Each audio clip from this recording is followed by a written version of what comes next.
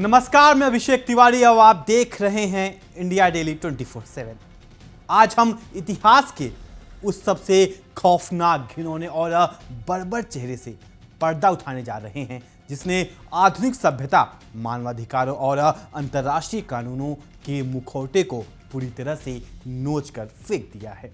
अपनी सांसें थाम लीजिए, क्योंकि गाजा के राख से लेकर के ईरान के सांस्कृतिक और नागरिक शहरों तक पश्चिमी साम्राज्यवाद और जायनिस्ट हुकूमत ने दरिंदगी की वे तमाम हदें पार कर दी हैं जिनकी कल्पना भी इंसानियत ने नहीं की थी।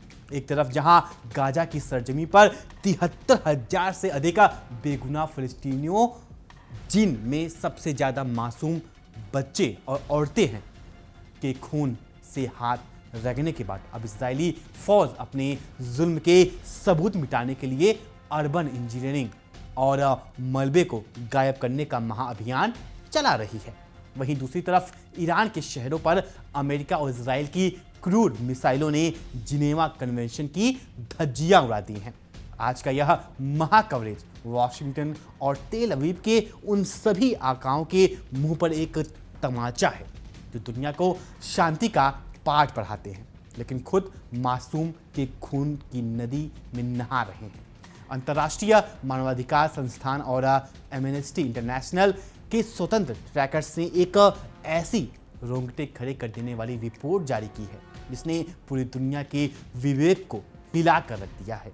गाजा पट्टी में इजराइल की नरसंहार जंग के कारण आज लगभग 6 करोड़ 80 लाख टन मलबा पड़ा हुआ है।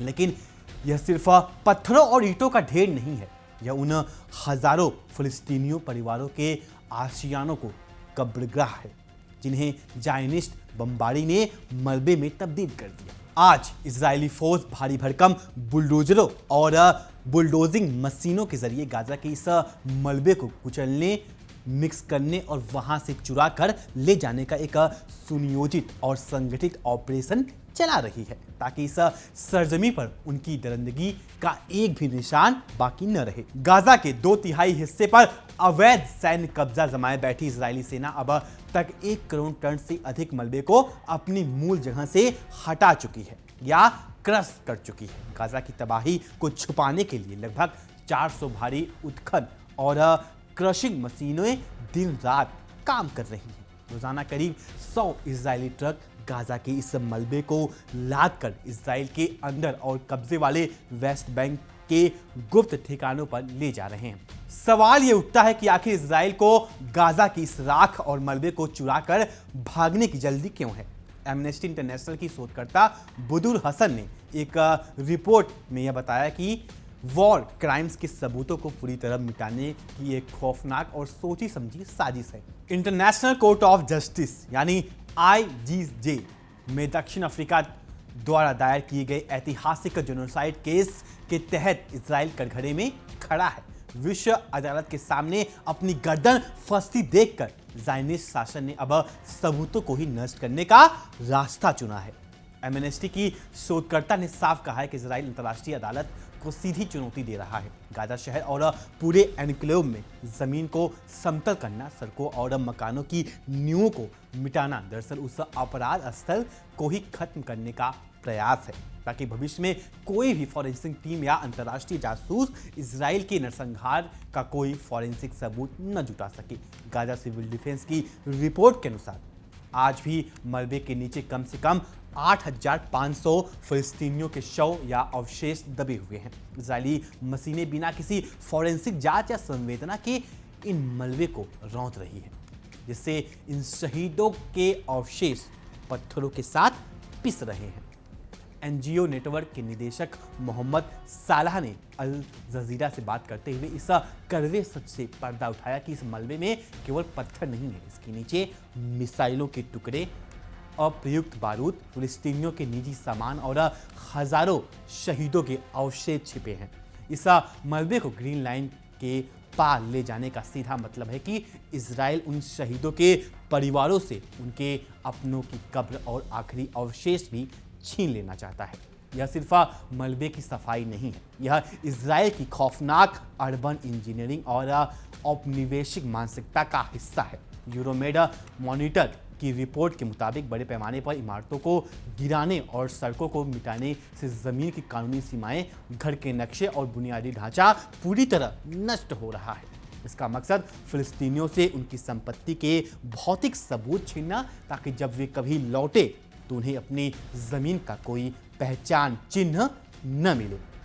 यह गाजा में जायनिस्ट बस्तियों को फिर से बसाने और फिलिस्तीनियों का पूर्ण एथनिक क्लीजिंग करने की दिशा में उठाया गया कदम है। सैन्य विशेषज्ञ और सेवानिवृत्त ब्रिगेडियर जनरल इलियास हन्ना ने समझाया कि कैसे इजराइल भूगोल और वास्तुकला को ही अपने नागरिकों के खिलाफ एक हथियार यानी वेपन ऑफ कलेक्टिव पनिशमेंट की तरह इस्तेमाल कर रहा है। इजराइल का मकसद गाजा के पूरे इकोसिस्टम को इस तरह तबाह करना है कि वहां कोई भी इंसान दोबारा न रह सके। यह उन सभी फिलिस्तीनियों के खिलाफ एक क्रूर सामूहिक सजा है जो जायनिस्ट कब्जे के खिलाफ अपनी अंतिम सांस तक प्रतिरोध कर रहे हैं। वे गाजा को रहने लायक ही नहीं छोड़ना चाहते, ताकि फिलिस्तीनी अपनी ही मातृभूमि से पलायन करने पर मजबूर हो जाएं। इजराइल के इस नरसंहार जुनून ने न केवल जिंदा इंसानों और उनकी इमारतों को निशाना बनाया है, बल्कि मुर्दों को भी बख्शा नहीं है। मोहम्मद सालाह के अनुसार मानवाधिकार दस्तावेज से साबित होता है कि इजरायली सेना ने गाजा के 93% से अधिक ऐतिहासिक और सामान्य कब्रिस्तानों को पूरी तरह आंशिक रूप से तबाह कर दिया है। कब्रों को उखाड़ना, उनके अवशेषों को बिखेरना और ऐतिहासिक कब्रिस्तानों में बुलडोजर चलाना यह साबित करता है कि जायनिस्ट हुकूमत फिलिस्तीन के अतीत, वर्तमान और भविष्य तीनों को इतिहास के पन्ने से मिटा देना चाहती है। अल मेज़ान सेंटर फॉर ह्यूमन राइट्स के वकील समीर अल मनामा के अनुसार इजरायली सेना ने गाजा की लगभग 70% पूर्वी हिस्से पर अवैध सैन्य कब्जा कर लिया है और वहां तथाकथित येलो लाइन खींच दी है। इस इलाके में फिलिस्तीनी सिविल डिफेंस और रेस्क्यू टीमों का जाना पूरी तरह से प्रतिबंधित है। गाजा सिविल डिफेंस के निदेशक रायद अल दहशान ने लाचारी व्यक्त करते हुए कहा कि बिना अंतर्राष्ट्रीय सुरक्षा और विशेष उपकरणों के येलो लाइन के अंदर दबे अपने भाइयों को निकालना नामुमकिन बन गया है। जो परिवार मलबे के नीचे दबे अपने बच्चों को निकालने के लिए रो रहे हैं, उन्हें इजरायली स्नाइपर सीधे गोली मार देते हैं। जहां गाजा में इजराइल अपने जुर्म के निशान मिटा रहा है, वहीं मध्य पूर्व के दूसरे मोर्चे पर ईरान के विदेश मंत्रालय ने वाशिंगटन और तेल अवीव की संयुक्त बर्बरता का वो कच्चा चिट्ठा खोला है जिसने पश्चिमी मानवाधिकारों के पाखंड की कमर तोड़ दी है।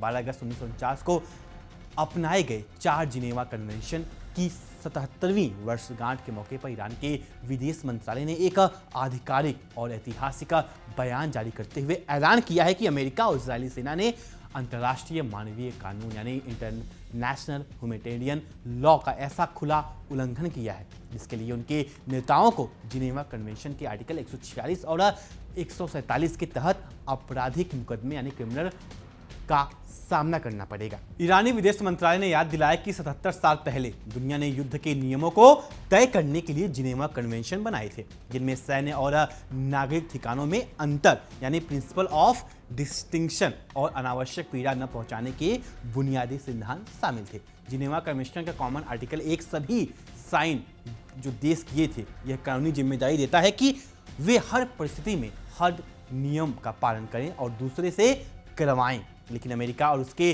पिट्ठू जायनिस्ट शासन ने पिछले 8 दशक में और विशेषकर पिछले 1.5 सालों में इन तमाम अंतर्राष्ट्रीय कानूनों को रद्दी का टुकड़ा समझकर कचरे के डिब्बे में फेंक दिया था। ईरानी विदेश मंत्रालय के बयान में उन जघन्य युद्ध अपराधों का ब्यौरा दिया गया है जो अमेरिकी आतंकवादी सेना और इजराइल ने मिलकर ईरान की संप्रभु सरजमी पर अंजाम दिए। ईरानी विदेश मंत्रालय के बयान में उन जघन्य युद्ध अपराधों का ब्यौरा दिया गया है जो अमेरिकी आतंकवादी सेना और इजराइल ने मिलकर ईरान की संप्रभु सरजमी पर अंजाम दिए। बयान में स्पष्ट किया गया है कि ईरानी कैलेंडर वर्ष 1404 और 1405 के दौरान अमेरिका और इजराइल ने ईरानी नागरिकों पर जो मिसाइल हमले किए, उन्होंने दरिंदगी और बर्बरता के सारे पिछले रिकॉर्ड तोड़ दिए हैं। वाशिंगटन का यह दावा था कि वह केवल सैन्य ठिकानों को निशाना बना रहा है, लेकिन हकीकत यह है कि अमेरिकी टोमाहॉक मिसाइलें और क्लस्टर बमों ने ईरान के बच्चों, स्कूलों और अस्पतालों को निशाना बनाया। अमेरिकी और इजरायली दरिंदगी का सबसे खौफनाक मिसाइल ईरान के मिनाब शहर में देखने को मिला, जहां अमेरिकी टोमाहॉक मिसाइलें सीधे एक स्कूल पर आ गिरी। इस कायराना हमले में दर्जनों मासूम छात्र, उनके शिक्षक मौके पर ही जार होकर शहीद हो गए। जिस अमेरिका के राष्ट्रपति और विदेश मंत्री दुनिया को लोकतंत्र की सीख देते हैं, उनके आदेश पर दागी गई मिसाइलों ने मासूम बच्चों की कॉपियां को उनके ही खून से भिगो दिया। क्या वाशिंगटन के पास इन बच्चों की हत्या का कोई कानूनी या नैतिक जवाब है?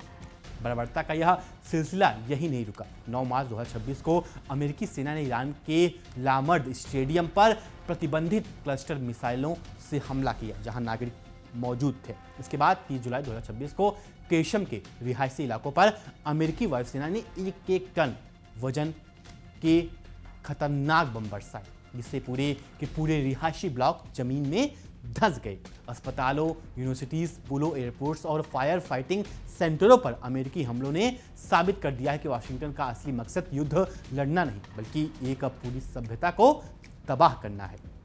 ईरानी विदेश मंत्रालय ने कानून रूप से यह साबित कर दिया है कि अमेरिका और इजराइल की यह हरकतें जिनेवा कन्वेंशन के आर्टिकल 147 के तहत गंभीर उल्लंघन यानी कि ग्रेव है की श्रेणी में आता है। आर्टिकल 147 स्पष्ट रूप से इरादतन हत्या, नागरिकों को गंभीर पीड़ा और पहुंचाना और संपत्ति का बड़े पैमाने पर विनाश को अक्षम्य युद्ध अपराध का मानता है। ईरान ने कहा कि इन हमलों का मंतव्य और कृत्य दोनों कानूनी रूप से पूरी तरह सिद्ध हो चुके हैं और इसके लिए अमेरिकी राष्ट्रपति, युद्ध मंत्री और विदेश मंत्री व्यक्तिगत रूप से आपराधिक रूप से जिम्मेदार हैं। देखिए इंडिया डेली 24/7 अब आपके स्मार्ट टीवी पर। इंडिया डेली मौजूद है सभी डिजिटल प्लेटफॉर्म पर लाइव और लगातार।